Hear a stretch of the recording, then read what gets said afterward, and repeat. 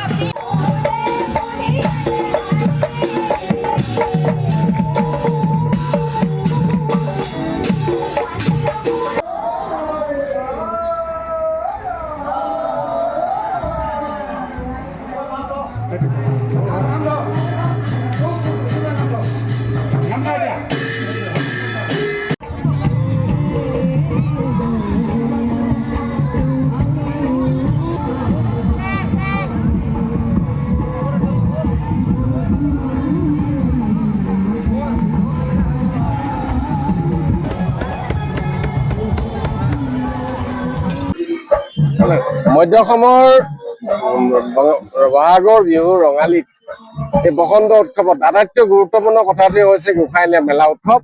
আৰু মধ্য অসমত ৰঙালীও একেলগে হয়, চতৰ বিহু একেলগেও হয়। আৰু এই গোসাঁইটোকে মধ্য অসমৰ প্ৰথম গোসাঁই বুলি কোৱা হয়, বুঢ়া গোসাঁই গোসাঁই। ই টুপাকুচিৰ গোসাঁই হয়। বৰ্তমান এই পৰম্পৰাগত ৰাখি আজি কৌটিকলীয়াভাৱে আজিও এই ব্ৰতী আছে। এই গোসাঁইলীয়া পথাৰতে হয়। আজি বিভিন্ন ঠাইত বুঢ়া গোসাঁই আহে, বিভিন্ন নামঘৰৰ পৰা গোসাঁইবোৰ আহে, আৰু এইখন পথাৰতে আহে। আৰু এইখন পথাৰত উলিওৱাৰ পিছত পাছৰজীয়া নিয়ম আছে। পাছৰজীয়া নিয়ম মতে বহাগ বিহুৰ পিছতো দেওবাৰটো টুপাকুচি মেলা, বুঢ়া গোসাঁই মেলা, দ্বিতীয়টো 12 বজীয়া মেলা, তৃতীয়টো মেধিৰ মেলা, তৃতীয়টো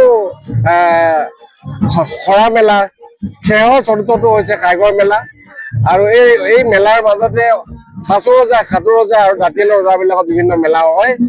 আৰু এটা প্ৰবাদ আছে, সকলোৱে এটা বিশ্বাস আছে যে এই গোসাঁইসমূহ পথাৰলৈ উলিয়ালে জনমংগল হয়, জনকল্যাণ হয়, কৃষিভূমি নৰণ হয়। সেইবোৰ পৰম্পৰাগত ৰাখি পেলাই এই উৎসৱটোত সকলোৱে গুৰুত্ব দিয়ে, আটাইতকৈ বেছি গুৰুত্ব দিয়ে। সকলোৱে মিলি এসাঁজ খাই আলহী মাতে, বিভিন্ন ৰং ৰহস্যৰে ভৰ্তিপূৰ হৈ পৰে। গতিকে আজিৰ এই পথাৰখন আমি বিভিন্ন ঠাইৰ পৰা মেলা আহে আমাৰ নিজৰ ঠাইলৈ।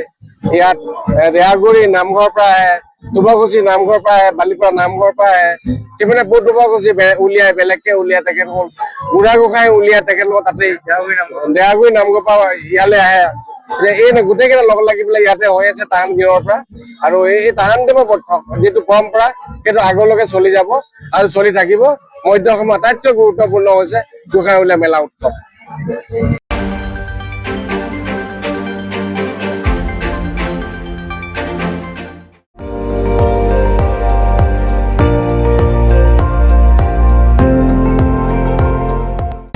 আপুনি চাই আছে ND24, সৰ্বশ্ৰেষ্ঠ নহয় সৰ্বোত্তমৰ দৌৰত।